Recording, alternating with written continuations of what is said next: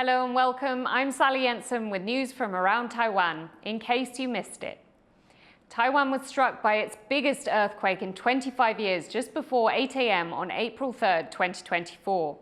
No stranger to tremors, the country's recovery was swift, but it'll likely bear the scars for years, if not decades.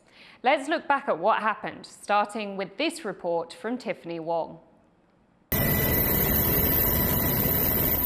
A deadly earthquake rocked Taiwan's east coast early on Wednesday, causing landslides and damaging buildings and roads.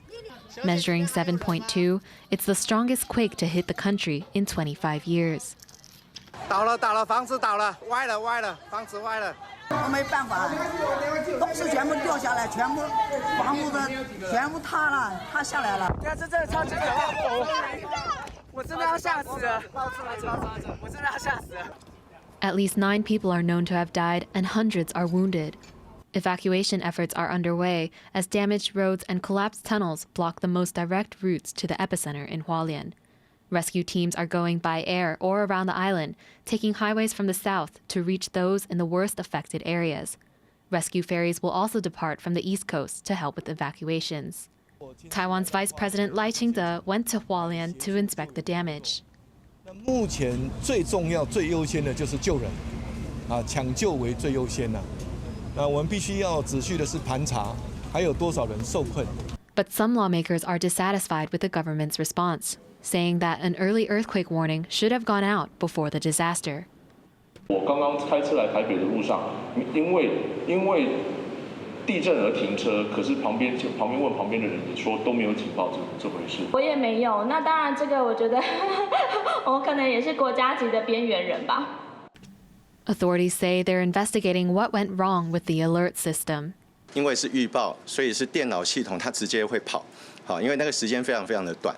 那这个地震的资讯一进去之后，它会做一个预测。 然后会在最短的时间去发送这个警告纸。我想这部分气象署会进行相关的一个检讨。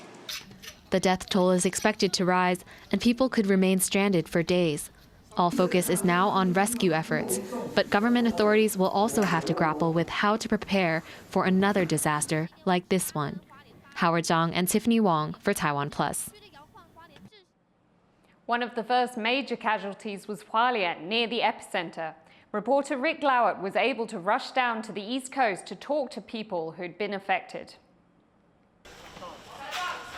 Given 15 minutes to pack up their lives. A day after Taiwan's massive earthquake, these residents in the eastern city of Hualien dash to collect belongings from their homes, deemed unsafe and likely facing demolition. This 25-year-old has lived here with her family for the last 7 years. 很心疼，很不舍。 然后很遗憾，就不知道，就是没想到有一天这种事会发生在自己身上。 Measuring 7.2 magnitude, the midweek quake was the worst to hit the country in 25 years, damaging roads, bridges, tunnels and buildings. At least 10 people were killed and dozens injured. This building in the centre of the city housed 77 people. When it was built 30 years ago, it conformed to safety standards of the time. But building regulations were dramatically reformed after the last large quake in 1999, a disaster which took more than 2,000 lives. Hualien is a port city tucked between Taiwan's central mountain range and the Pacific Ocean. Its 100,000 people rely on only 2 roads and a railway line to connect it to the capital, Taipei, the country's economic centre. All transport has been disrupted by the massive quake, making travel difficult on the eve of an important national holiday, when many people in the cities head back to their hometowns to spend time with their families. 未来长久之计，我们需要一条安全回家的路，还是最重要的。所以还是请中央务必要正视我们这个花莲对外连外交通的问题。 In the mountains around the city, search and rescue operations continue to find those trapped by landslides. Residents are seizing the chance to grab what they can with the time given to them. But they say it's not long enough to fully take account of their losses. Justin Wu and Rick Lowett in Hualien for TaiwanPlus. The tremor brought public transport to a standstill across the country ahead of a major national holiday. But by the next day, train lines were back up and running. Tiffany Wong had this report. Most of Taiwan's transit systems have been restored after Wednesday's 7.2 magnitude earthquake, and many people are looking to take train and high-speed rail here. Now, that's because it's the start of a long weekend in Taiwan with the Qingming Tomb Sweeping Festival and Children's Day coinciding, and lots of people are trying to get back home to be with their families. Now, trains to Hualien near the epicenter of the quake have been restored, but some people say that they still don't dare to get too close to the center. Yeah, we were planning to go to Hualien and to visit Taroko National Park, but the park is closed for the next week, so we changed our plans to go to Ilan instead. Others braved the trip on the rails out of Hualien, even as they felt constant aftershocks. Yeah, the train was safe this morning, except going under the tunnels, which were in the mountain area near the Taroko Gorge. It was very unnerving because you could still feel the tremors. The highway from Ilan to Hualien is still blocked by landslide debris, and officials say that could take days to clear. But people traveling to the west coast, the opposite side of Taiwan from where the earthquake happened, say that they're not too worried about any more travel interruptions. 我看那个台中那边的状况也还好，那个酒店也打电话跟我们说，状况还不错，就没有怎么样，所以我们就决定继续。 Now, as the country's transit systems are restored, people are looking forward to the long holiday ahead and also getting back to life as normal. Ryan Wu and Tiffany Wong in Taipei for TaiwanPlus. Once the dust had settled, focus shifted to rescuing hundreds trapped in a popular tourist site in Hualien's mountains, Taroko National Park. Rick Lowett reported from where rescue efforts were underway. Back to safety. These tourists were trapped for 2 days in Taiwan's central mountains after the largest earthquake in 25 years struck the country. But there are more people still to be rescued. For these families, it's an anxious wait for news of missing loved ones. 在心里一直祷告他们，祈祷他们，叫朋友帮忙祷告，集众人的力气，帮他们，希望他们平安。 Dozens are still missing in this national park. The magnitude 7.2 quake hit just kilometres from here, bringing landslides down the mountains and sending boulders crashing onto hiking paths and roads. This is the main disaster response centre. It's working against time and battling deteriorating weather and continued aftershocks. But the professionals here, many of whom have trained for such an eventuality for years, are determined to get everyone out safely. Rescuers have made contact with many of those stranded in the area's hotels and on its hiking trails. Others have been airlifted to safety. 64-year-old Kathleen McCatherine is visiting from the US. She was driving in the national park when the earthquake hit. So we just stayed where we were, and we just basically hugged each other thinking that we could die because rocks were coming at us from every direction. Emotions are running high in this disaster response centre as rescuers and waiting relatives prepare for another long night ahead. Justin Wu and Rick Lowett in Taroko Gorge for TaiwanPlus.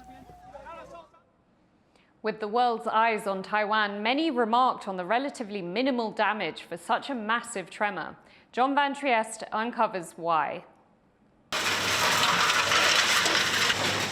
Days after one of the strongest earthquakes in Taiwan's recorded history, the damage is relatively light. This building near the epicenter in eastern Taiwan is one of just a few that's beyond salvaging, and all but one of its occupants have survived. Engineers say Taiwan's building codes are to thank for that. The last time an earthquake of similar strength hit Taiwan, September 21st, 1999, over 2,000 people died. It was a moment of national trauma. In Taiwan, the very date, 9/21, still has the kind of horrific connotations dates like 9/11 have in other countries. The event triggered serious changes to regulations and retrofitting projects. This time, most of the confirmed deaths are the result of rock slides, not building collapses. And the buildings that did collapse this time were built before the newer rules. Mandates like more robust steel bars appear to have saved lives. Still, engineers say, contractors may be tempted to cut corners. 台湾的建筑基本上都要做到抗震，因为有基本法规，只是说法规规定是法规规定，那设计它一定会设计足够的钢筋量。可是重点在采发营造的时候用最低价嘛，那最低价就不可能会有最好的品质嘛，所以当然品质就会扣分。主要风险在这里。 But it's older buildings without proper reinforcements that are especially at risk. Historic buildings, including listed heritage sites, suffered significant damage. At this Japanese colonial-era temple, 17 kilometers from the epicenter, sacred statues have shattered, and wooden framing has come loose. 像这个上方已经严重的脱水。对，剧烈摇晃之下，左右摇晃之下都脱损了哈。对，像这个这原来它的卡的地方已经都脱落了。 At this historic sugar factory in Taichung, a smokestack already awaiting repair now needs fast action to fix new cracks and fissures. 在这一段可能会有一阵期间先把它封闭起来，所以我们现在没有让游客进去到里面。 In all, 59 sites under various levels of protection need repairs and are awaiting special government funding. Taiwan has made important progress on earthquake preparedness in the last 25 years. But when it comes to older buildings especially, the country's still not immune to heavy damage. Joseph Wu and John Van Trieste for TaiwanPlus. Many credit Taiwan's quake resilience and good building codes for the relatively minimal impact. But a week later, there were still hundreds of Hualien residents whose lives were in tatters, like Ms. Chiu. Ms. Chiu has lived in Hualien her whole life, but she lost almost everything in the huge earthquake that rocked Taiwan last week. Like hundreds of others, she is now putting her life back together and collecting emergency funds from a charity. On Taiwan's east coast, Hualien was just 20 kilometers from the quake's epicenter. 这次真的是在我的经历最可怕跟最大的一次。然后这个地震的经验让我知道说生命的可贵，然后那个活着的每一分每一秒都很珍贵。 The magnitude 7.2 quake that struck 5 days ago killed at least 13 people, injured more than 1,000, and in this port city of 100,000 left many unhoused. In the days since, humanitarian organizations have worked with the government to set up tents, provide food, medical care, and transportation for victims. They're also distributing aid to those displaced and now staying with family or in government-provided accommodation.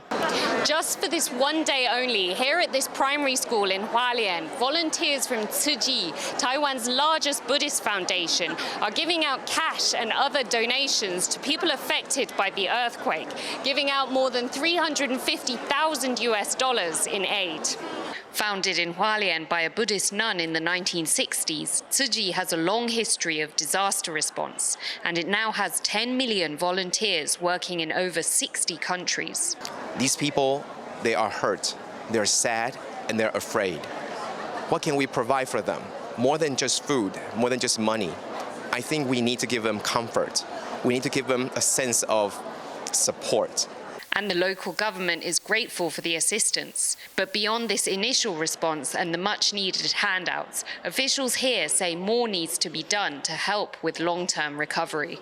也有碰到很大的一个困难，需要各界的帮助哈，因为政府的资源跟能力只能协助的部分是公的位置，但未来重建的部分，包括这些灾民哈，他们很长期的居住，甚至到房子的重建，可能要运用社会的善款来帮助。 Elsewhere in the country, recovery from the earthquake has been fairly fast. But here in Hualien, where most of the damage was done, it could be some time before families can fully rebuild their lives. Andy Xue, Scott Huang, and Sally Jensen in Hualien County for TaiwanPlus.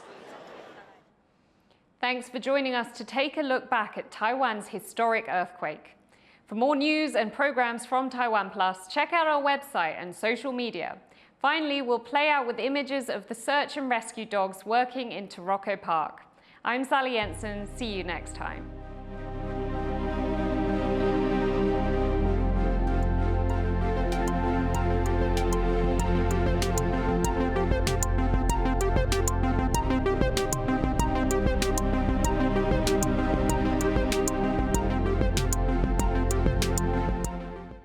You're watching TaiwanPlus News, the voice of freedom in Asia.